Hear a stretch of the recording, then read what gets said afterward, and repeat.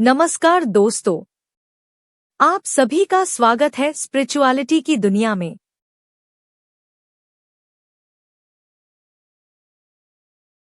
प्रिय भक्तगण, आज हम आपको एक कथा का श्रवण करा रहे हूँ जो सुनने मात्र से आपके जीवन में सुख संपत्ति और धन की वर्ष होगी। तो चलिए कथा को प्रारंभ करते हैं।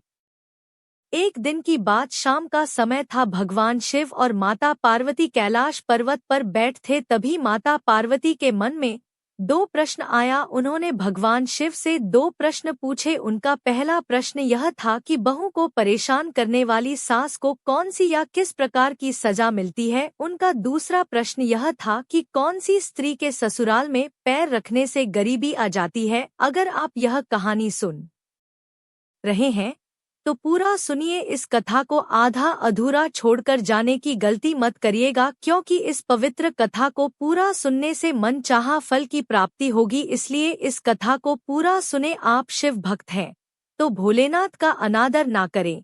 इसके बाद माता पार्वती के प्रश्नों को सुनकर भगवान शिव ने कहा, हे पार्वती, आपके मन में आया हुआ प्रश्न बहुत महत्वपूर्ण है, साथ ही लोक कल्याणकारी है। इसलिए कि जब कोई लड़की शादी के बाद बहू बनकर अपने माँ बाप को, जिन्होंने उसे जन्म दिया और पाला पोसा, उसी को हमेशा के लिए छोड़कर अपने ससुराल में जाती है, तो उस समय उसका ससुराल ही उसके लिए सब कुछ होता है और उस बहू के लिए उसके साथ ससुर ही माता पिता होते। इसलिए हे पार्वती, हर सास ससुर को चाहिए कि अपनी बहू को अपनी बेटी जैसा ही प्यार दे। उनको सोचना चाहिए कि उनकी बहू उनके घर को खुशहाल करने के लिए अपना एक प्यारा सा संसार छोड़कर आई है। लेकिन ऐसा कम देखने को मिलता है कि एक सास अपनी बहू को अपनी बेटी की तरह प्यार देती हो। भगवान शिव कहते हैं, हे पार्वती, अब मैं आपके दोनों प्रश्नों के उत्तर एक छोटी सी कहानी के माध्यम से देता हूँ। इसे आप ध्यान से सुनिए, फिर आप पूरी तरह से संतुष्ट हो जाएंगे। तो प्रिय भक्तजन, कहानी शुरू करने से पहले मेरा आप सभी से अनुरोध है कि आप हमारी कहानी में खो जाइए। इससे पहले आपसे निवेदन है कि यदि अभी तक हमारे चैनल को सब्सक्राइब नहीं किया है तो कृपया चैनल को सब्सक्राइब कर दें और साथ ही बेल आइकन अवश्य दबा लें, जिससे हमारी हर वीडियो का नोटिफिकेशन सबसे पहले आप तक पहुंच सके और आप हमारी हर वीडियो से प्राप्त ज्ञान को अपने जीवन में उतार सके। और साथ ही एक बात और कहना चाहूंगी कि आप वीडियो को पूरा देखें, क्योंकि आधी अधूरी वीडियो देखने से आधा अधूरा ही ज्ञान प्राप्त होता है, जो जीवन में कभी काम नहीं आता। तो चलिए हम कहानी की शुरुआत करते हैं। इस कहानी भगवान शिव ने माता से पार्वती कहा है, हे पार्वती, एक गांव में एक बुढ़िया रहती थी जो बहुत ही दुष्ट थी। उस बुढ़िया के पास एक बेटा था और एक सीधी सादी बेटी भी थी। वह हमेशा माँ की बातों पर चलती थी। भगवान शिव कहते हैं, हे पार्वती, अब कुछ ऐसा हुआ कि उस बुढ़िया के बेटे को गाँव में कोई भी काम नहीं मिलता है। वह इतना गरीब है कि जमीन भी बेचकर वह धन कमा सके। उसे धन के लिए कुछ काम करना होगा। वह काम की तलाश में दूसरे गांव जाता है। दूसरे गांव में उसे एक अच्छा सा काम भी मिल जाता है, लेकिन वहां से उसे हर रोज अपने घर पर आने के लिए समय नहीं मिलता है। सिर्फ पूरे साल में एक एक बार या कुछ दिनों के लिए ही उसे छुट्टी मिलती है, तो अपने घर आ पाता है, इसलिए कि वह दूसरे गांव में जाकर के काम करता है। लेकिन उसे अपनी पत्नी की भी बहुत चिंता रहती थी। इसीलिए जब उस बुढ़िया का बेटा अपने घर से काम करने के लिए दूसरे गांव पर जाता था, वह जाने से पहले हमेशा अपनी माँ से कहता था कि माँ, मेरी पत्नी को अच्छी तरह से संभाल कर रखना, क्योंकि मैं रोजाना यहाँ पर नहीं आ सकता हूँ। फिर बेटे की बात को सुनकर के वो बुढ़िया कहती थी कि हाँ बेटा, तुम बिल्कुल भी चिंता ना करना, मैं तुम्हारी पत्नी का अच्छे से ख्याल रखूंगी, उसे कोई भी कष्ट नहीं मिलेगा। तुम बेफिक्र होकर के दूसरे गांव में काम करने के लिए जा सकते हो। अपनी पत्नी की चिंता मत करो, उसे मेरे पास छोड़कर बेफिक्र तुम जाओ। भगवान शिव कहते हैं कि हे पार्वती, ऐसे ही अपने बेटे को झूठा आश्वासन देकर और उसे घर से दूर भेजकर वह बुढ़िया फिर बेटे के जाने के बाद वह अपनी बहू को बहुत परेशान करती थी। इस तरह समय धीरे धीरे बीत रहा था। वह बहू अपनी सास के आलोचना सुनकर भी चुप रहती थी। चाहे सास बहू को कितना भी कहती थी, वह जितना भी चढ़ाती थी, लेकिन कभी भी वह बहू उसे जवाब नहीं देती थी, क्योंकि वह बहू बहुत ही संस्कारी थी और अपनी सास को अपनी माँ जैसा प्यार देती थी। फिर समय धीरे धीरे बीत गया। एक दिन उस बुढ़िया का बेटा छुट्टी पर आया। वह 2 दिन तक घर पर रुका, लेकिन उसकी बहू ने किसी तरह की कोई शिकायत नहीं की। फिर इस प्रकार छुट्टी पूरा होने के बाद में जब वह बुढ़िया का बेटा काम के लिए दोबारा जाता है तो जाने से पहले अपनी माँ से कहता है, माँ, हमारी पत्नी का ख्याल रखना, यह बहुत ही अच्छी है, आपको बहुत ही प्यार करती है, क्योंकि मैं रोजाना यहाँ पर नहीं आ सकता हूँ। फिर बेटे की बात को सुनकर के वह बढ़िया कहती है, ठीक है बेटा, तू चिंता मत कर, मैं तेरी पत्नी का बहुत ख्याल रखती हूँ और आगे भी रखूंगी, क्योंकि यह तेरी पत्नी नहीं, मेरी बेटी भी है। भगवान शिव कहते हैं, हे पार्वती, इस प्रकार बेटे के घर से जाने के बाद अब बुढ़िया का ही राज था। अब बहू को संभालती कहाँ थी, वह तो उसे जितना हो सके उतना सतना शुरू करती है। खुद पैर फैलाकर बैठ जाती है और अपनी बहू से घर और खेत का सारा काम करवाती है। उसे सुबह जल्दी उठा देती है। उसके बाद घर का सारा काम जैसे खाना पकाना, बर्तन मांजना, पानी भरना आदि काम करवाती है। उसके बाद कभी जंगल से लकड़ियां लाने के लिए भेजती है।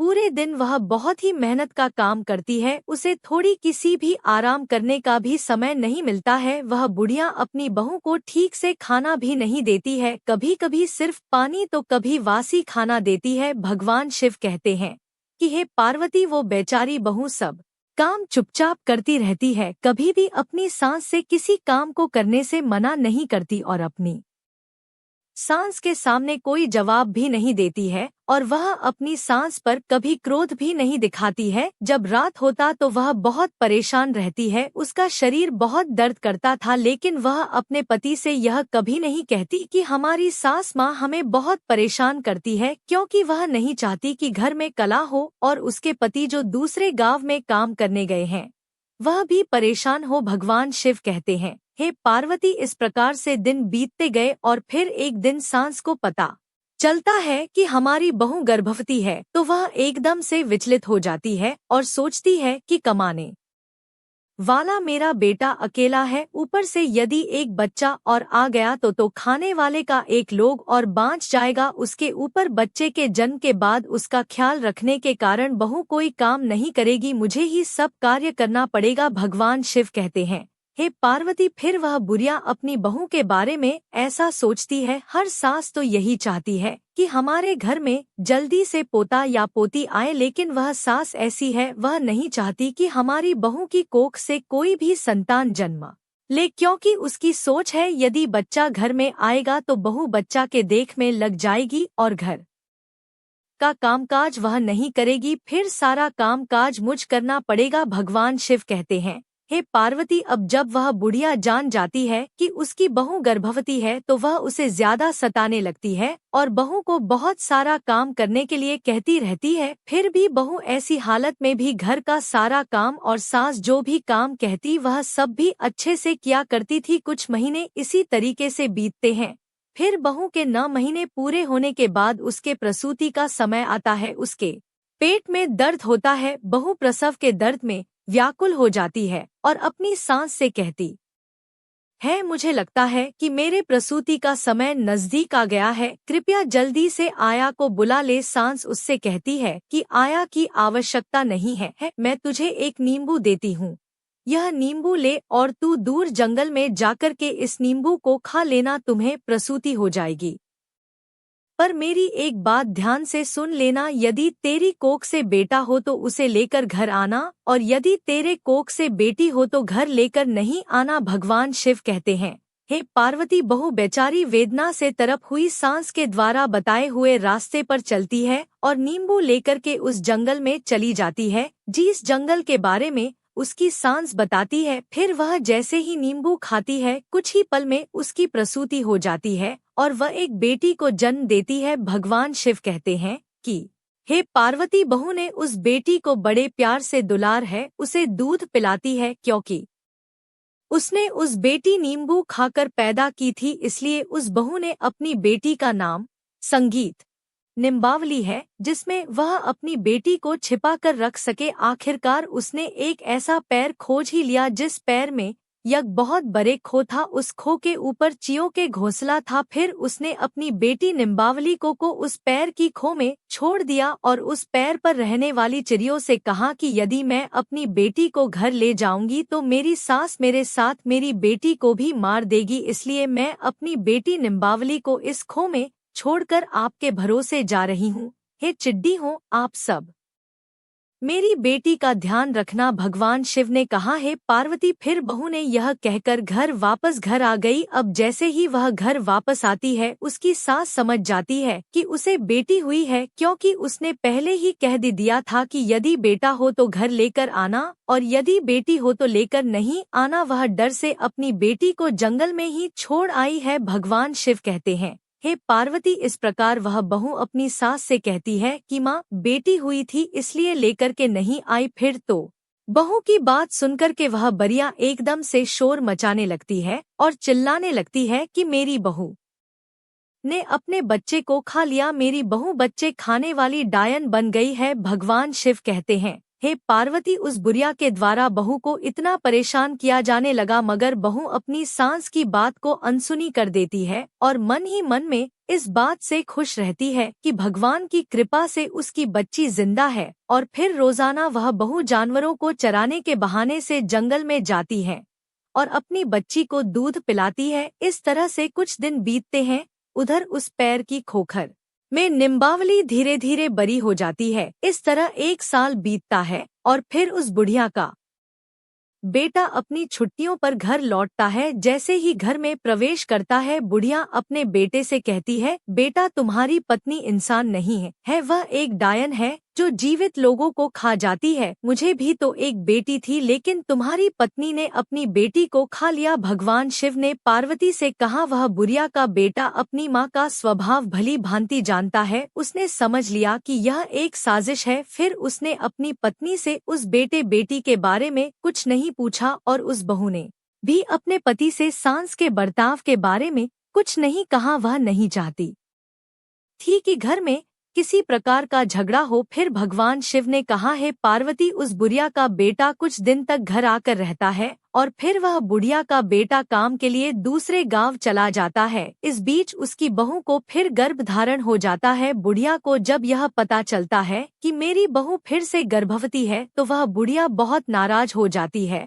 और अपनी बहू को पहले से भी ज्यादा परेशान करने लगती है। फिर भगवान शिव ने पार्वती से कहा, है पर्व, उसकी बहू दूसरी बार जब 9 महीने पूरे कर लेती है तो उसे प्रसूति का दर्द शुरू होने लगता है। तब बहू अपनी सास को पहले की तरह ही आया बुलाने को कहती है, लेकिन फिर श्वर भी उसकी सास आया को नहीं बुलाती है और एक मुट्ठी जीरा लाकर के अपनी बहू को देती है और कहती, यह जीरा तुम लेकर के तुम उस जंगल में जाना और इस जीरे को खा लेना, तुम्हें आराम से प्रसूति हो जाएगी। लेकिन एक बात है, उसे तुम ध्यान से सुनो, इस बार भी अगर तुम्हें बेटा हुआ तो उसे घर लाना, अगर बेटी हुई तो उसे घर मत लाना। भगवान शिव कहते हैं, हे पार्वती, बुढ़िया के कहने पर वह बहू फिर उस सुनसान जंगल में गई और वहां जीरा खा लिया। कुछ ही समय बाद उसे प्रसूति हो गई और उसने इस बार भी एक सुंदर बेटी को जन्म दिया और बेटी के जन्म लेते ही वह बहू पहले की भांति अपनी बेटी को बहुत ही दुलार है दूध पिलाती है। क्योंकि वह बेटी जीरा खाने से पैदा हुई थी, इसलिए अपनी बेटी का नाम रावती रखती है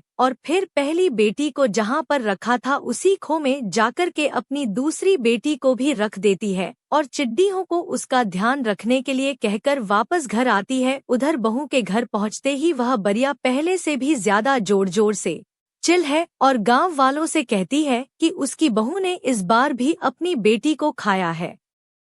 यह तो चुड़ैल है, मगर इस बार भी बहू जो थी अपनी सास के चिल्लाने को अनसुना करती है और उधर गांव वाले भी उस बुढ़िया की बात पर ध्यान नहीं देते। भगवान शिव कहते हैं, हे पार्वती, अब कुछ दिनों के बाद लगभग 1 साल और खत्म होता है। उसका बेटा फिर वापस घर लौटता है। अपने बेटे के घर आते ही वह बुढ़िया पहले की तरह अपने बेटे से बहू की चुगली करती है और बेटे से कहती है कि बेटे, इस बार भी तुम्हारी बहू ने एक बेटी को जन्म दिया और उसके जन्म होते ही उसने अपनी बेटी को खा लिया। उसने अपनी बहू को डायन कहा और कहा कि वह सबसे बड़ी चुड़ैल है। भगवान शिव कहते हैं कि हे पार्वती, इस तरह उस बुढ़िया की बात को सुनकर उसका बेटा चुपचाप रह जाता है और अपनी माँ से कुछ भी नहीं कहता है। उसने अपनी पत्नी से भी कुछ नहीं पूछा। फिर कुछ दिन घर पर रहकर जब वापस दोबारा काम पर जाता है तो बहू तीसरी बार गर्भवती हो जाती है। भगवान शिव कहते हैं कि हे पार्वती, इस बार भी पहले की तरह ही हो जाता है। इस बार बुढ़िया बहू को एक आम देती है और बहू उस आम को लेकर उसी जंगल में जाकर खाती है। जब वह आम खाती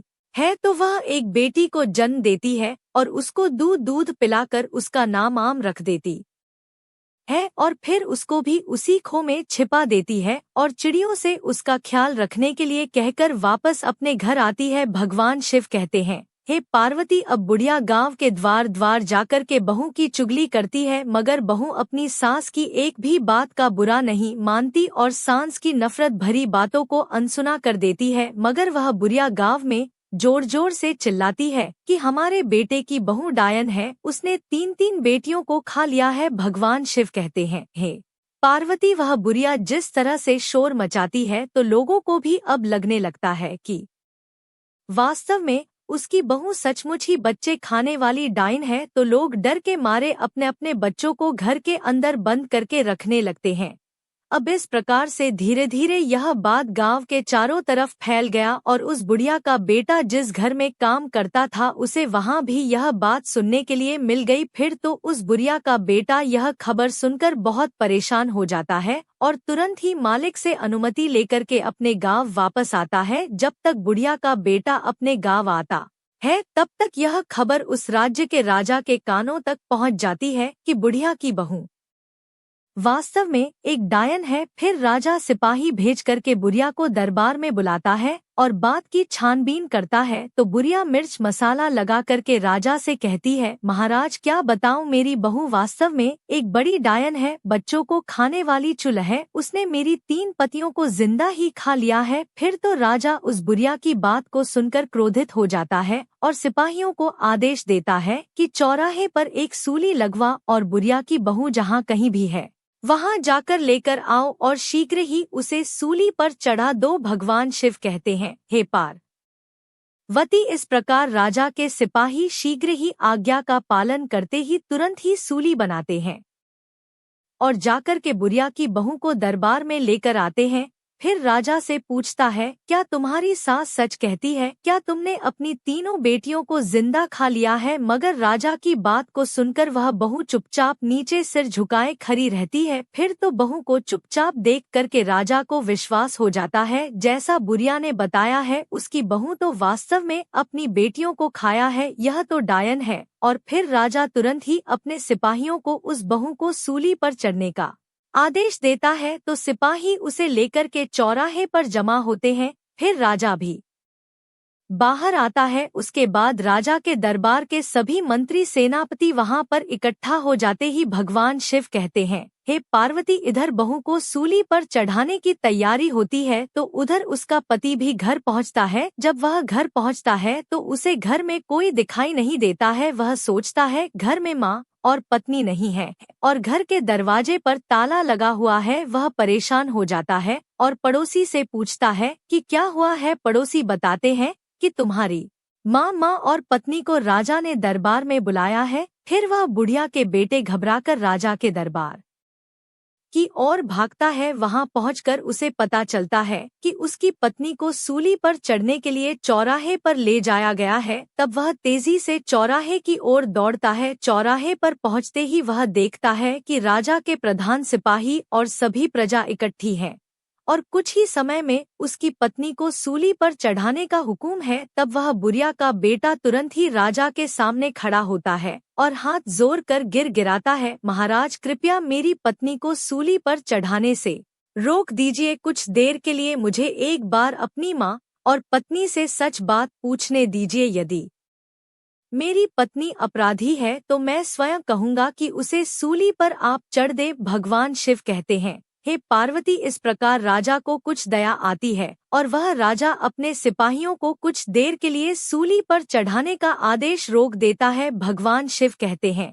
हे पार्वती, फिर वह बुढ़िया का बेटा अपनी माँ से पूछता है, माँ भगवान के लिए सच बताओ। वो बुढ़िया अपने बेटे से भी झूठ बोलती है और उससे कहती है, हाँ तेरी बहू डायन है, तेरी बहू ने तेरी तीनों बेटियों को खा लिया है। भगवान शिव कहते हैं, हे पार्वती, मगर उस बुढ़िया के बेटे को अपनी माँ पर विश्वास नहीं होता है, क्योंकि वह जानता था उसकी पत्नी बहुत अच्छी है, संस्कारी है, कभी झूठ नहीं बोलती, माँ की बहुत सेवा करती है, बच्चों को देखने के लिए दिन रात तरसती है। फिर ऐसी माँ अपने बच्चों को खा करके डायन कैसे बन सकती है? फिर ऐसा सोच करके उस बुढ़िया का बेटा अपनी पत्नी को कसम देकर पूछता है कि तुम मुझे सच बताओ, मुझसे झूठ ना बोलना। भगवान शिव कहते हैं, हे पार्वती, इस प्रकार उस बुढ़िया के बेटे की बहू शुरू से लेकर अंत तक की सारी बातें अपने पति को बताती हैं, लेकिन कोई भी उसकी बातों को सच मानने के लिए तैयार नहीं होता। तो वो कहती है, सच्चाई क्या है आप अपनी आंखों से देख लीजिए। और वो अपनी बेटियों को प्यार से आवाज देती है, निम्बावली प्यारी बिटिया संकट में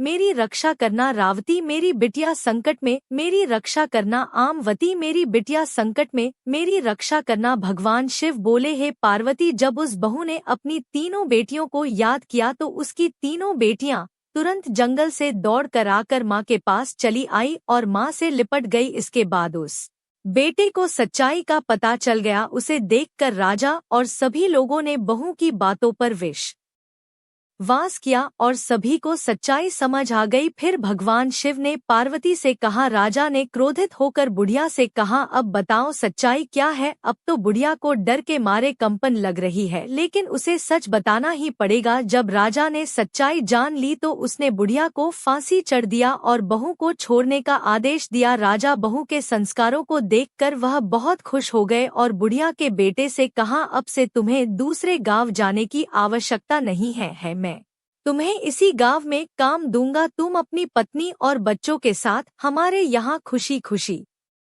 रह सकते हो। भगवान शिव कहते हैं, हे पार्वती, फिर बुढ़िया का बेटा राजा से हाथ जोड़कर कहता है, आपकी बड़ी कृपा हुई महाराज। और उसके बाद में बुढ़िया का बेटा अपनी पत्नी और तीनों बेटियों को लेकर के घर पर आ जाता है। भगवान शिव कहते हैं, हे पार्वती, वह बहू बहुत ही संस्कारी थी, लक्ष्मी की उपासक थी। और फिर वह अपने पति और अपनी तीनों बेटियों के साथ घर पर पहुंच करके लक्ष्मी को याद करके रात्रि में सो जाती है। उधर लक्ष्मी जी उस बहू को रात्रि में सपना देती और कहती है, बेटी, तुमने अब तक अपना जीवन गरीबी में काटा है, लेकिन तुम चिंता मत करो, आज मैं बताऊंगी कि तुम्हारे जीवन में गरीबी क्यों आई। तुम्हारे ससुराल आने से पहले यह घर संपन्न था, लेकिन जैसे ही तुमने इस घर में अपना कदम रखा, इस घर में गरीबी आ गई। आखिरकार इसके पीछे कारण क्या था? भगवान शिव कहते हैं, हे पार्वती, लक्ष्मी जी उस बहू से कहती है, बेटी, हमेशा ध्यान रखना, जब कोई बेटी शादी के बाद बहू बनकर ससुराल में जाती है और ससुराल में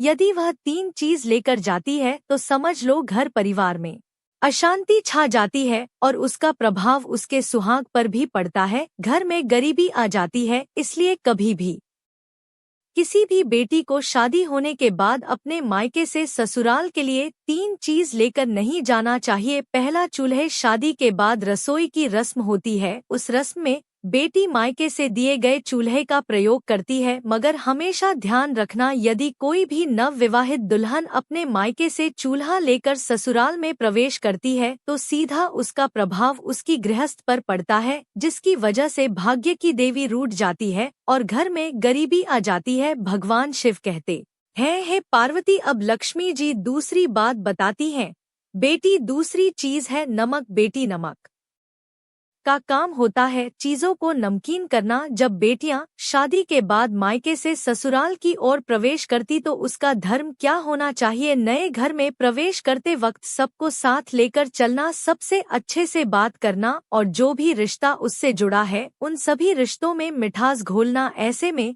यदि नव विवाहिता मायके से नमक लेकर ससुराल में प्रवेश करेगी तो रिश्ते खराब हो जाते हैं और उससे जुड़ा हुआ हर रिश्ता नमकीन का रूप लेता है। हमेशा ध्यान रखना, यदि नव विवाहित बहू अपने मायके से नमक से बना कोई भी सामान अपने ससुराल लेकर जाती है तो उसका सम्मान आजीवन अपने मायके के लोगों के साथ जुड़ा रहता है, लेकिन उसका संबंध अपने ससुराल वालों के साथ कभी भी सही तरीके से नहीं जुड़ पाता और वो रिश्ता मीठा कभी नहीं बन पाता। इसलिए बेटी को विदाई के समय नमक लेकर नहीं आना चाहिए। भगवान शिव कहते हैं, हे पार्वती, अब लक्ष्मी जी तीसरी चीज उस बहू को बताती है।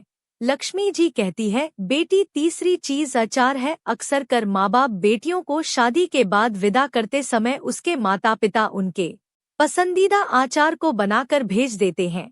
लेकिन हमेशा ध्यान रखो, अचार खाने में खट्टा होता है, वैसे ही वह पति पत्नी के बीच में रिश्तों में भी खट्टा पैदा कर देता है, परिवार में भी खटास पैदा कर देता है। कभी कभी यह खटास इतनी गहरी हो जाती है कि पति पत्नी में से किसी की मृत्यु तक हो जाती है। इसलिए याद रखना चाहिए कि शादी के बाद विदा होते समय अपने मायके से कभी भी अचार जैसी कोई वस्तु नहीं लानी चाहिए। और जब तुम्हारी शादी हुई थी तो तुम्हारे माता पिता ने यह तीनों चीजें तुम्हें दी थी, जिसकी वजह से तुम्हारे घर में अशांति रही और तुम्हारे घर में गरीबी आई, तुमसे भाग्य की देवी रूठ गई। उम्मीद है आपको वीडियो पसंद आई होगी। यदि पसंद आई हो तो वीडियो को लाइक कीजिए और कमेंट बॉक्स में हर हर महादेव जरूर लिखें। वीडियो में कोई गलती हो गई हो तो माफ कीजिएगा। ऐसी ही और वीडियोस के लिए हमारे चैनल स्पिरिचुअलिटी की दुनिया को सब्सक्राइब जरूर करें। धन्यवाद।